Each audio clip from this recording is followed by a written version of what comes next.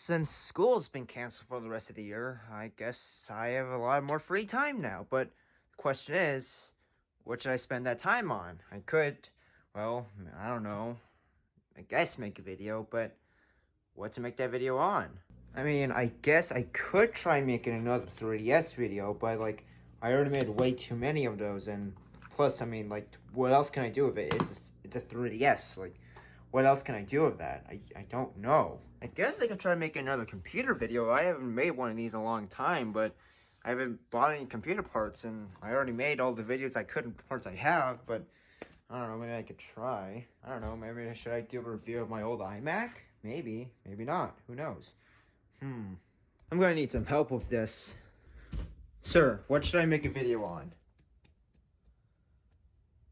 Okay, fine, don't help. Hey Google, what should I make a video on? Sorry, I'm not sure how to help with that yet. God damn it, you're useless. Well, I guess I'll just ask, I guess the internet, I suppose.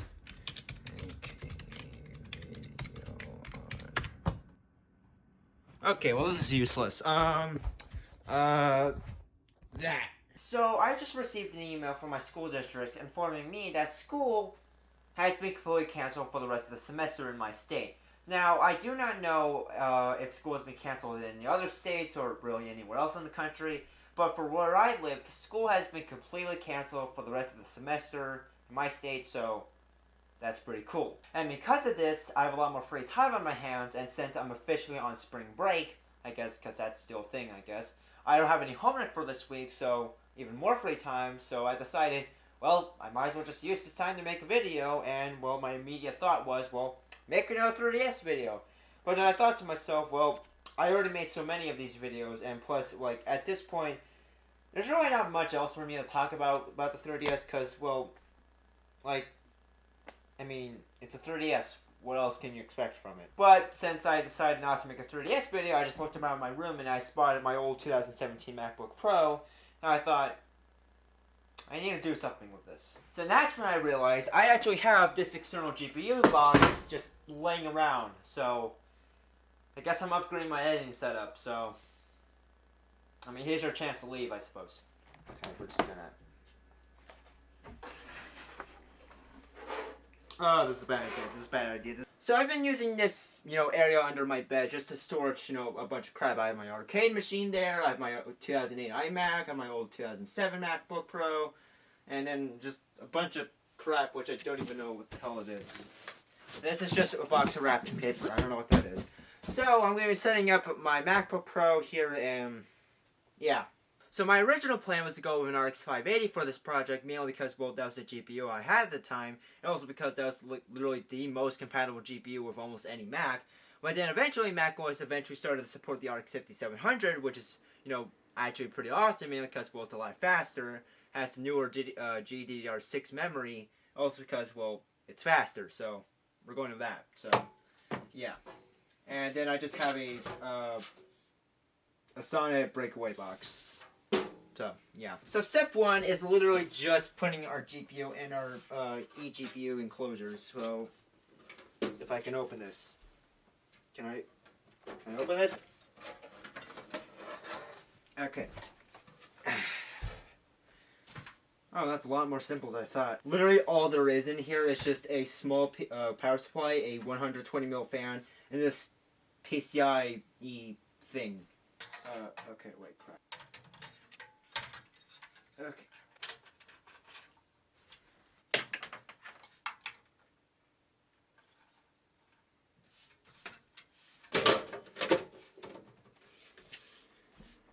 Okay, well, that was really easy. Now, for my monitor, we're going to be using my old ultrawide that I had for like a really long time. And if you guys actually go back during the history of the channel, you actually may see this monitor in some of my old videos. And, well, I'm honestly amazed that this monitor is still alive. And honestly, for what I need, this is actually the perfect monitor, because I'm using this for video editing. And because of this, and since I have the much longer aspect ratio, I have more of the timeline on here. So that's actually really cool. So, but the only downside, this is only 1080p, so yeah, I'll be fine. I also have this Thunderbolt 3 hub that just allows me to get more USB ports and an SD card reader, and I guess another HDMI port if I need that, which is pretty helpful. And I definitely spent way too much money on this. I paid $40 for this, and that was not worth it. So yeah. And since my 2017 MacBook Pro only has 128 gigs of storage, I decided to put this 500 gigabyte SSD in this 2.5 inch enclosure. Just use that as an external hard drive. Alright, now it's just a matter of now we just move this down here and this away. And then now it's just literally setting up our setup. So let's see how far this goes. Okay,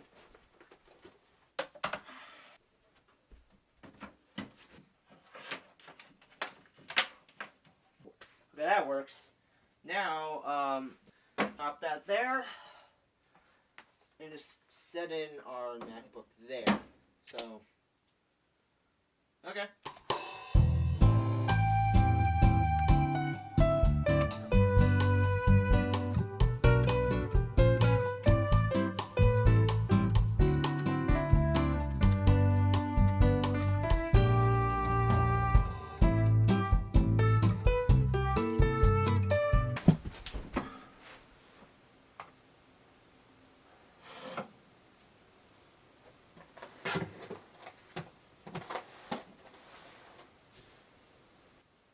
We did it!